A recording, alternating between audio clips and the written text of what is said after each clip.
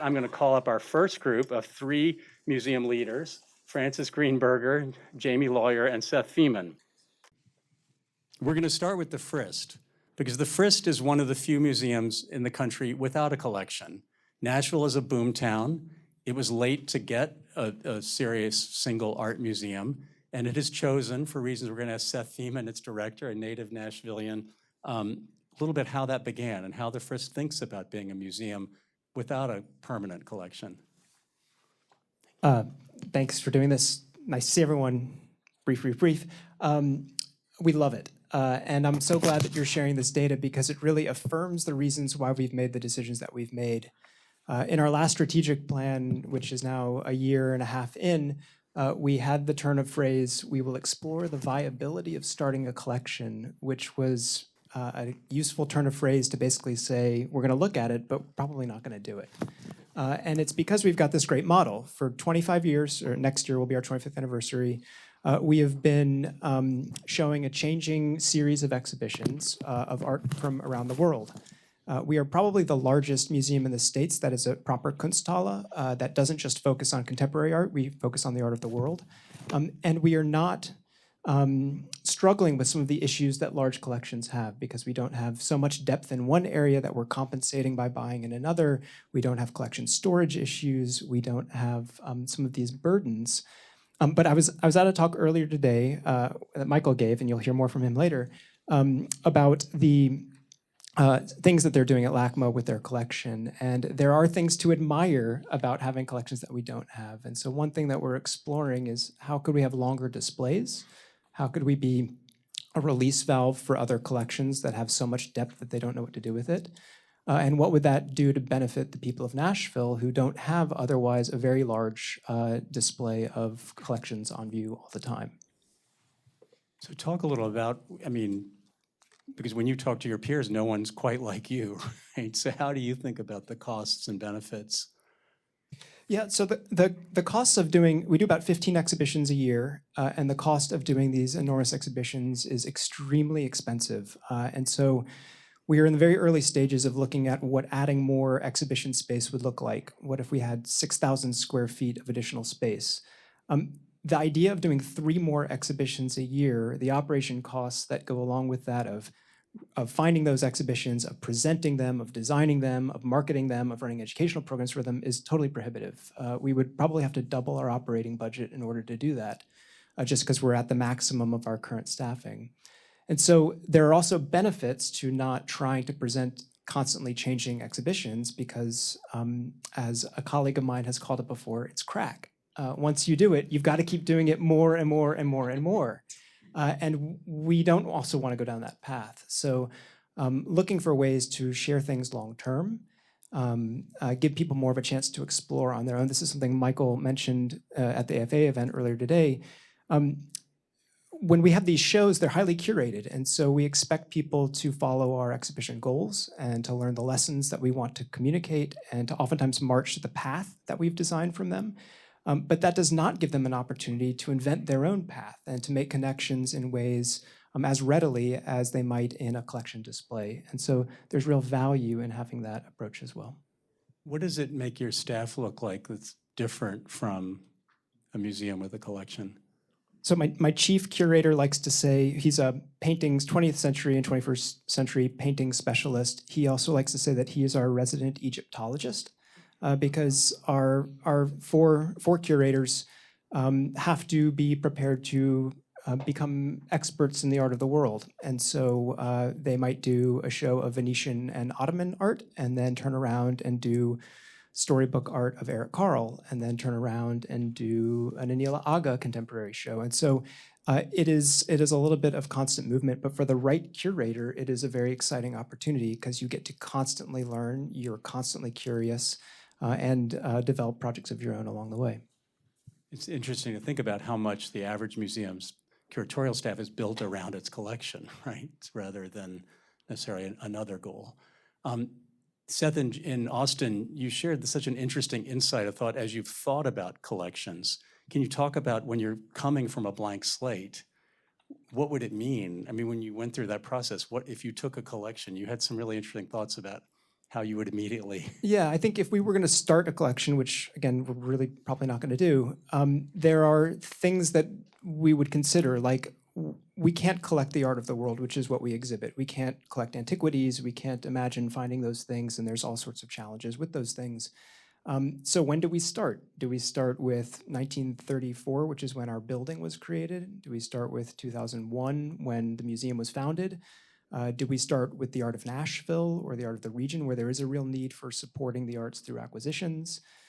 Do we have a focused collection like the ICA, where they've focused very narrowly on their exhibition history? There are all sorts of different ways to approach imagining starting a collection without it going out ahead of you and not being beholden to the collections that are all around you that you don't actually want, which is, of course, a problem of collecting as well. Right. And I remember you said, like, if, for example, someone in Nashville had created a collection of, let's just say, post-impressionist paintings or something, you took it, it would immediately change the identity of the museum, right? So it's just so interesting to think about when you don't have one, a new one does something very dramatic. A new collection does something quite different. We'd inevitably be doing the catch-up game that I think a lot of our peer institutions are doing of, you have 50 incredible impressionist and post-impressionist work, the best in the world. Well, how do you find complementary work from all the rest of the world in order to have a balanced collection? And it's, as our colleagues know, it's impossible to do. Right. I mean, one of the things, as you know, that I think is interesting is the Frist. It's young. It's still got a founding family very closely involved. Billy Frist is here. Thank you for joining your director here. And I think it's very interesting. It's sometimes easier to keep that discipline when you've got that founder mentality, something we'll be talking about with others here at the panel, and how to maintain that over time. Yeah, it's liberating to be able to pivot so quickly. I think, as we all know who are involved in museums are slow. We operate very slowly, and it is very nice to be in a position where if we feel like there is a show that we need to do, we find it. And we can present it. We don't have to collect in order to do that. We can just find who has the collection and put it on view. That dynamism isn't necessarily what we were designed to do. It wasn't necessarily the founding mandate. I think the founding mandate was to present world-class art to people in Middle Tennessee who might not otherwise get to see it.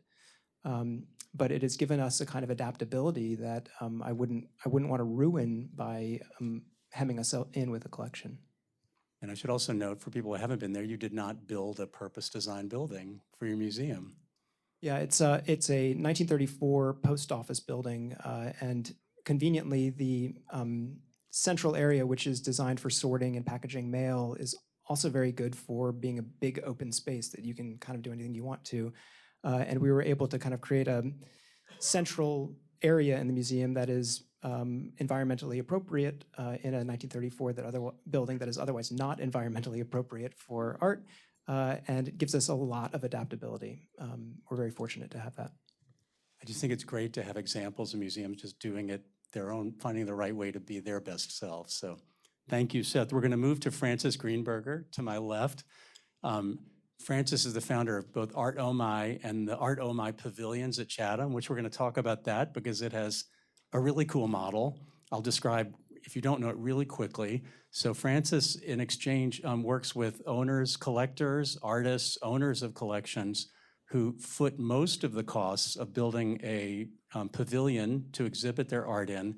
And Art Omi Pavilions then runs the infrastructure, visitor services, covers some of the costs of the design and construction, has some great architects working there, including Florian Eidenberg from So Ill, who's here. Francis, why is this idea working? How is it resonating? Because you've got Michael and Susan Hort are committed with a revolving selection of their collection to Art Omi Pavilions, as does the artist Alice Aycock. Well, I think, as you know, my background is in the real estate development business, where we think about where people want to work, live, and play all the time. And over the many years that I've been involved as an art collector and art appreciator, I recognize that both collectors and artists often have a vision for their work there's a German word which I wrote down, which I'm not sure that I can pronounce, called, where is it? Gesamtkunstwerk, which means something like the overall artist. Or anyway, and when they transfer their works into other hands, they don't know how it's going to be exhibited. They don't know what context it's going to be exhibited in. They don't even know whether it's going to be exhibited. They're just trusting it to another caretaker. And there are artists and collectors who want to preserve their vision. I mean, we're all intimately familiar with one, Barnes, who had a very specific sense of that. But that sentiment exists in other people, and certainly I found it with Alice Aycock and with the Horts. So not for everybody, but for many artists and collectors, finding a way to preserve their vision for the future intact is more interesting than just turning it over to other people who will present it in the fashion that's appropriate for their priorities and their needs from time to time. And that's why this idea is finding resonance. You've been involved for a long time at Mass MoCA as an early board member, which experimented with similar models. But I'm really interested in hearing you own and run a literary agency started by your father, and you've built a very large real estate business. One of the things we talked about in Austin was that the model of each museum owning 100% of each object is kind of a narrow view of the ways that property rights or rights in general are divisible. How much did those models help inform your idea that you could segregate the right to exhibit from the right to own, or all 100 other rights, as people do in real estate and other areas? And I was, as you were making your presentation, I thought of it as, again, when we talk about the museums and the cost of maintaining collections and all of these things, the burden that the museum is accepting is big, and it's getting bigger and bigger. So sometimes dividing and conquering is an approach. And, I learned this in the real estate business when we started making buildings into condominiums and co-ops. And I was very involved in the early 80s. I think I converted 10,000 apartments in New York, 100 buildings, from rental to co-op. And ownership in individual hands spread the responsibility for the buildings. And in New York also spread the politics, so that people, and then the people who were living there could control their own destiny and to determine the environment that they wanted to be in. So that certainly informs my thinking. And you mentioned my literary background. Well, early in my life, sort of while I was doing publishing and real estate, odd bedfellows. But anyway, I was involved in managing the estate of Franz Kafka.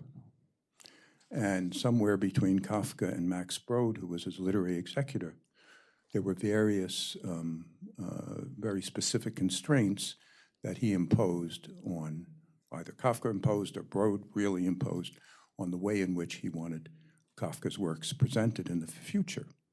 And that was always part of any license or anything that we had to do. So again, it was sort of preserving this, the legacy of Kafka's writings in a way that he wanted them to be. So this idea of creators not only being the custodian of work, their own or others, but having a vision for its presentation, I think is an important part of the legacy that comes with many art custodianships. That's great. An executive with one of the big commercial real estate empires told me he was new to the museum world. He said, well, the problem of this field is a problem that can happen in commercial real estate is we've built these single-use structures, right, which then don't end up being very resilient or adaptable over time. How do you think about Art Omi Pavilions' future and how it might adapt to different eras, needs? Well, again, because it's a shared model concept where the collector or the artist, certainly during their lifetime, participates in all of these decisions, both how it's exhibited and how it changes over time, and that it's a flexible structure.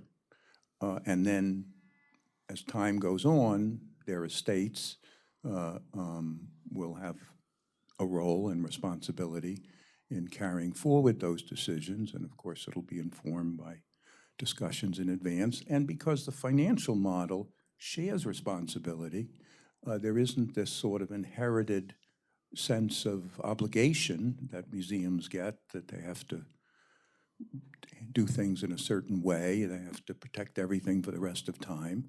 That's not very flexible.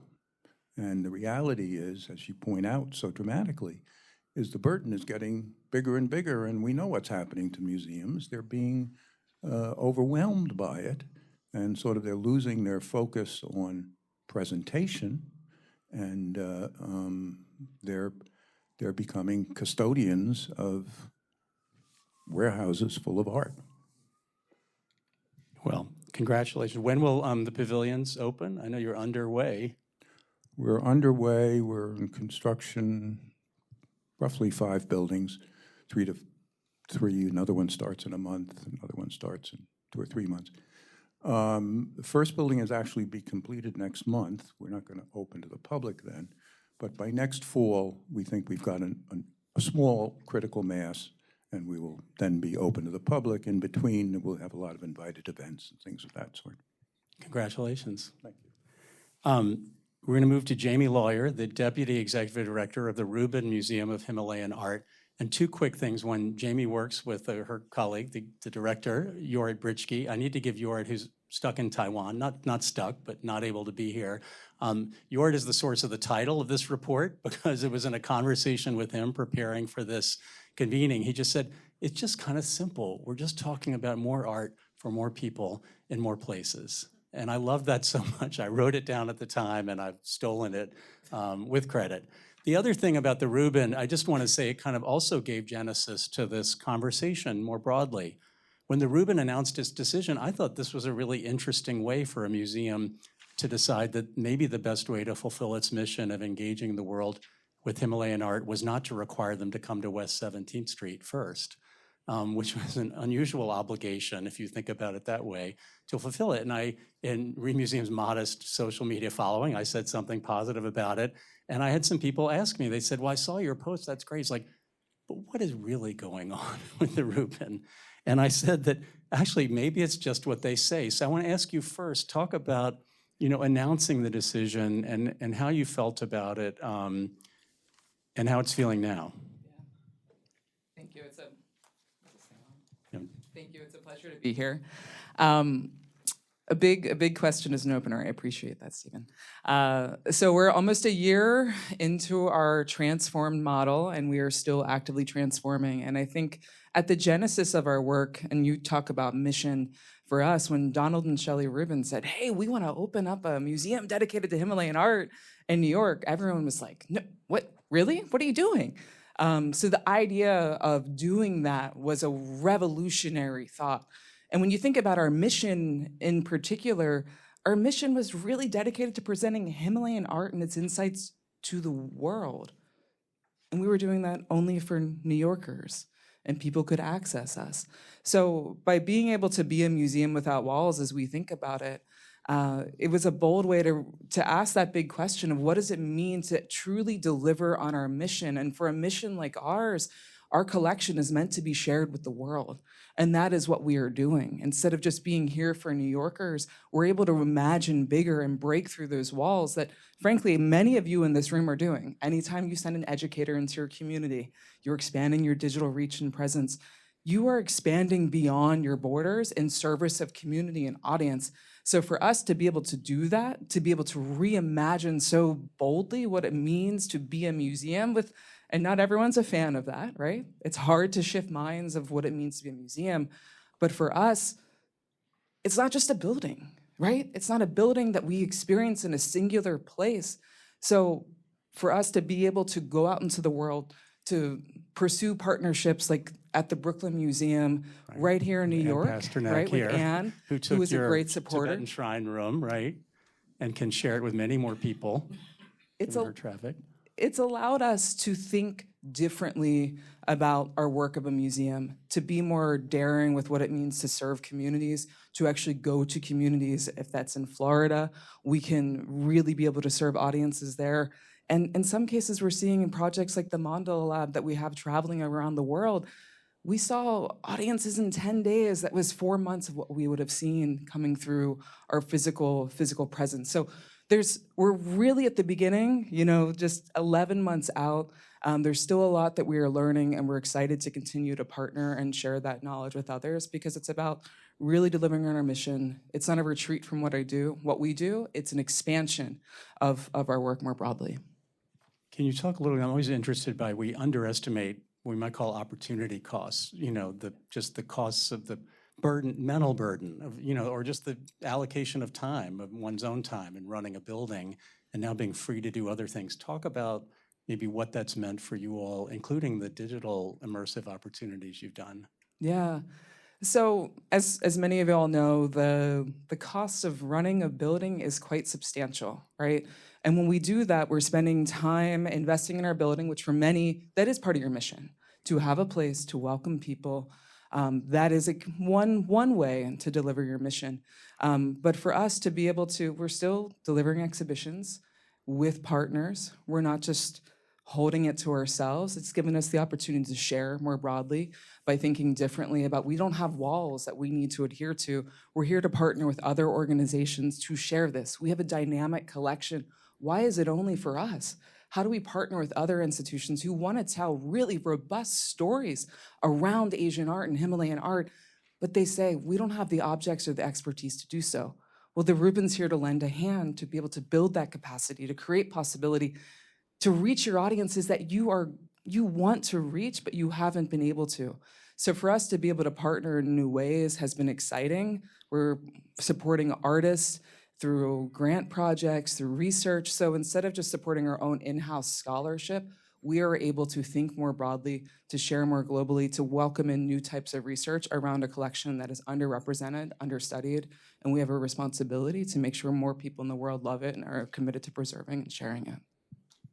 Thank you. I also think we just have to note a remarkable ability for a founder to let go of that. It's so easy to be attached to a place, and a beautiful place it has been, but to really lean into mission. So I want to thank these three presenters for really finding such extraordinary ways to lean into very specific missions and do it in their own way. It's going to be really fun to follow all three of you on that journey, on those journeys.